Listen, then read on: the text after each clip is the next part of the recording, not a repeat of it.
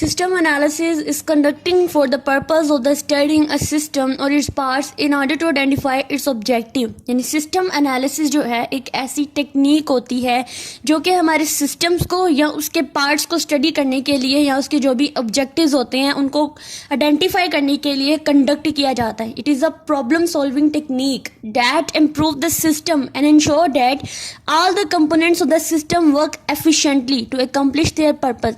ये क्या होती है, हमारे पास एक प्रॉब्लम सॉल्विंग टेक्निक्स होती है जो कि हमारे सिस्टम को इम्प्रूव करने के लिए बहुत ज़्यादा बेटर होती है. और ये क्या इंश्योर करती है कि जितने भी कंपोनेंट्स होते हैं सिस्टम के अंदर वो सारे के सारे एक दूसरे के साथ मिलकर काम करें और हमारे जो भी पर्पस है उसको वो एफिशिएंटली अकम्प्लिश करें.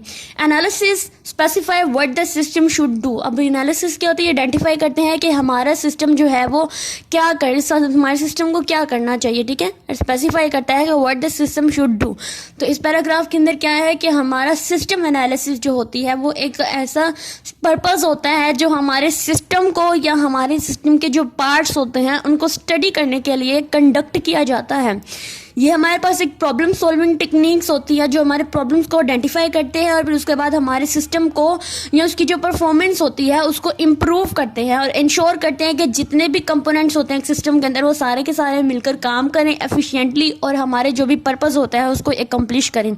एनालिसिस स्पेसिफाई करते हैं कि हमारे सिस्टम को क्या करना चाहिए. अब इसकी एग्जाम्पल देख लें. हम अपना इसकी एग्जाम्पल सबसे कॉमन एग्जाम्पल अगर हम लोग कंप्यूटर कोड की बात करते हैं तो कंप्यूटर में जब हम लोग कोई ना कोई कोड करते हैं तो कोई ना कोई सिस्टम ही बना रहे होते हैं. ठीक है, उसके अंदर कोडिंग करते हैं. डिफरेंट फंक्शंस की एग्जांपल ले लेते हैं. उसके अंदर जब हम लोग फंक्शंस करते हैं तो वो हमारे पास होते हैं ब्लॉक ऑफ कोड होता है, यानी डिफरेंट किस्म के ब्लॉक्स होते हैं, डिफरेंट किस्म के पार्ट्स होते हैं. हमारे पूरे प्रोग्राम है, प्रोग्राम समझ लें कि एक हमारे पास होता है सिस्टम और उसके अंदर जब हम फंक्शंस वाला प्रोग्राम करते हैं तो उसके अंदर डिफरेंट पार्ट्स होते हैं. ठीक है, ब्लॉक्स होते हैं तो हम उसको कह सकते हैं कि पार्ट्स होते हैं. तो हमारे क्या होते हैं कि वो डिफरेंट किस्म के टास्क होते हैं, डिफरेंट किस्म के जो गोल्स होते हैं उनको अचीव करने के लिए कोड किए जाते हैं. उसके बाद हमारे अगर यहाँ पे सेकेंड एग्जांपल दी है एयर कंडीशनिंग सिस्टम. अगर उसके अंदर कोई ना कोई फॉल्ट आ गया उसको फिक्स करने के लिए हम सबसे पहले क्या करते हैं कि उसको एनालाइज करते हैं और फिर उसके बाद हमारी जो भी प्रॉब्लम्स होती हैं उसको हम लोग कर लेते हैं सोल्व.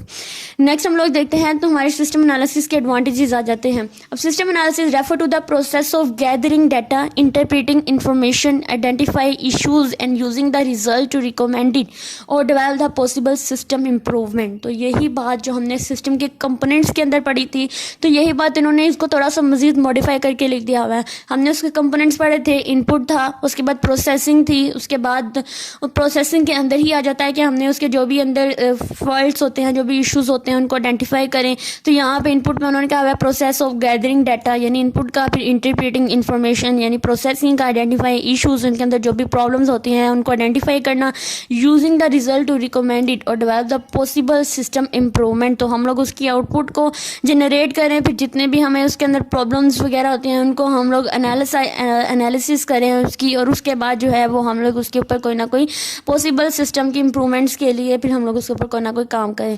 ड्यूरिंग दिस स्टेज अभी सिस्टम एनालिसिस में क्या होता है, कंपनीज में also evaluate future business need and how improvement में आंसर देम. समटाइम्स ऐसा होता है अगर हम लोग कुछ वेबसाइट्स की बात करते हैं, आप फाइवर की एग्जांपल ले लेते हैं, तो उसमें क्या होता है हमारे पास के वो कहते हैं कि आप लोग हमें फीडबैक दें, हमारी गेम्स वगैरह अगर उसके अंदर गेम्स को करें तो वो प्ले करें. ठीक है, गेम्स सिस्टम जो होता है वो पूरा कवर उसको प्ले करें और फीडबैक दें और हमें बताएं कि कहाँ कहाँ पे हम लोग इम्प्रूवमेंट करें. तो जब उन्हें फीडबैक मिलता है कि आपको यहाँ पे ये ऐड करना चाहिए था, ये नहीं था करना चाहिए, देन क्या होता है कि उनके लिए बेनिफिट होता है. ठीक है, वो फिर उसके अंदर मजीद इम्प्रूवमेंट्स करते हैं और फिर अपनी गेम को बेटर बना लेते हैं. तो फिर क्या करते हैं, जो फीडबैक देते हैं देन उनको भी फ़ायदा होता है किस चीज़ का कि वो अर्न कर लेते हैं वहाँ से. ठीक है, सिर्फ फीडबैक देते हैं और वो अपनी अर्निंग जो है वहाँ से स्टार्ट कर लेते हैं. उसके बाद नेक्स्ट हम लोग देखते हैं कंपोनेंट्स और elements of the system analysis. System analysis के 4 बेसिक कंपोनेंट्स और एलिमेंट्स होते हैं, कंपोनेंट्स कह सकते हैं, जो कि सिस्टम को मॉडल करने में हेल्प करते हैं. सबसे पहले आ जाता है इनपुट, प्रोसेस, फिर आउटपुट एंड फीडबैक. अच्छा, मॉडल की बात करते हैं.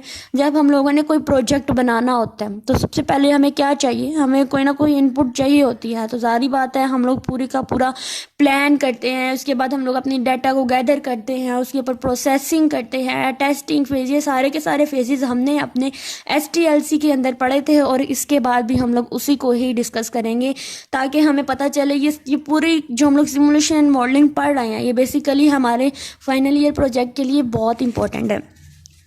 उसके बाद आ जाता है आउटपुट एंड फीडबैक। प्रोसेस की बात करें तो process represent the operations that occurs to transfer the input to the desired output. मैंने आप लोगों को पहली वीडियो में भी समझाया था कि हम लोग जो है वो अपनी इनपुट जो है देते हैं, यानी सबसे पहले हमारे पास इनपुट्स होती हैं और इसके बाद ये पहला पॉइंट होता है, ठीक है, हमारी इनपुट के बाद हमारे प्रोसेसेस आ जाते हैं। प्रोसेसेस का मतलब होता है इनपुट के ऊपर कोई ना कोई इंप्लीमेंटेशन हो रही होती है, हमारा जो डाटा जो होता है हमने गैदर किया उसके ऊपर कोई ना कोई प्रोसेस हो रही होती है। उसके बाद प्रोसेस होने के बाद कोई ना कोई हमें आउटपुट जो है वो मिलती है, ठीक है, एज अ रिजल्ट कुछ ना कुछ तो मिलता है और जो वो मिलता है वो हमारी आउटपुट होती है। और फिर हम लोग आउटपुट जब उसको डेवलप करके जब हम लोगों को देते हैं तो हमें फीडबैक मिलते हैं। जब हम कस्टमर को देते हैं तो हमें फीडबैक देता है कि अच्छी है या बुरी है। अगर वो कहता है कि इसके अंदर मजीद इंप्रूवमेंट की ज़रूरत है देन हम लोग मजीद इनपुट्स देते हैं, फिर उसके ऊपर मजीद प्रोसेसिंग करते हैं और फिर एक अच्छी आउटपुट जो होते हैं वो जनरेट कर लेते हैं। Input represent the basic materials और resources that will be transfer to the output. तो बार बार वही चीज़ें इसके अंदर एक्सप्लेन हो रही हैं जो हम लोग पहले भी कर चुके हैं। नेक्स्ट हम लोग चलते हैं तो हमारे पास rules of the system analysis के कुछ ना कुछ रूल्स आए हैं और आप इसको कह सकते हैं कि ये उसकी रिस्पॉन्सिबिलिटीज़ को भी कह सकते हैं कि सिस्टम एनालिसिस की रिस्पॉन्सिबिलिटीज़ में क्या है। सबसे पहले आ जाता है डिफाइनिंग द यूज़र रिक्वायरमेंट। सबसे पहले डिफाइन करना है कि हमारी यूज़र की रिक्वायरमेंट क्या है। A system analysis has the responsibility of observing users and their requirement from the system.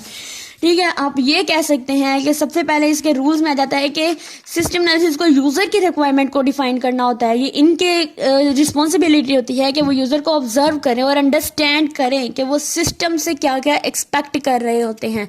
हमारे जो भी यूज़र्स होते हैं या कस्टमर्स होते हैं वो सिस्टम से क्या एक्सपेक्ट कर रहे होते हैं, इसलिए हमारे यूज़र की रिक्वायरमेंट्स को अंडरस्टैंड करना बहुत ज़रूरी होता है।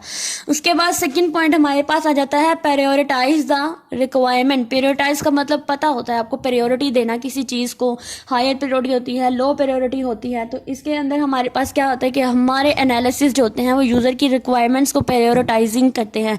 जो सबसे अच्छी होती है उसको सबसे ऊपर रखते हैं और फिर उसको इनपुट में अपनी ऐड कर लेते हैं। प्रॉब्लम एनालिसिस, फिर इस सिस्टम को बनाते हुए जो भी प्रॉब्लम्स आती हैं उसको एनालिसिस करते हैं ताकि फिर वो हमारी जो भी सिस्टम होते हैं उसकी इम्प्रूवमेंट को, उसकी जो भी परफॉर्मेंस होती है उसको ज़्यादा से ज़्यादा अच्छे तरीके से इम्प्रूव कर सकें। नेक्स्ट आ जाता है ड्राइंग द स्पेसिफिकेशंस। अब इसमें क्या होता है कि हमारे जो भी सिस्टम एनालिसिस होते हैं या हमारी प्रॉब्लम एनालिसिस के बाद जो है वो एनालिसिस को स्पेसिफिकेशंस बनानी होती हैं जो डेवलपर्स को गाइड करें कि इन्हें किस तरह का सिस्टम जो है वो डेवलप करना पड़ता है। ठीक है, उसके बाद हमारे पास सिस्टम डिज़ाइन एंड वैल्यूएशन। जब ये सारी ऊपर वाली सारी की सारी रिस्पॉन्सिबिलिटीज़ फुलफिल हो जाती हैं देन हमारा सिस्टम जो है उसको डिज़ाइन किया जाता है।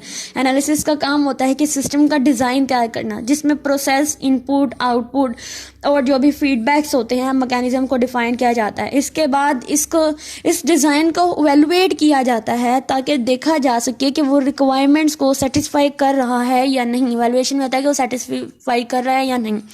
फिर नेक्स्ट आता है keeping up to date with the technology advancement. Analyst को लेटेस्ट एडवांसमेंट के साथ अप टू डेट रहना चाहिए। ठीक है, यानी ताकि वो जो भी हमारे इनोवेशंस होती हैं, सोल्यूशंस होते हैं वो प्रोवाइड कर सकें और सिस्टम डेवलपमेंट को मॉडर्न टेक्नोलॉजीज़ के साथ अलाइन कर सकें। उन्हें हमेशा अप टू डेट रहना चाहिए ताकि जो भी न्यू चीज़ें आती हैं तो वो उनको अपडेट करते रहें।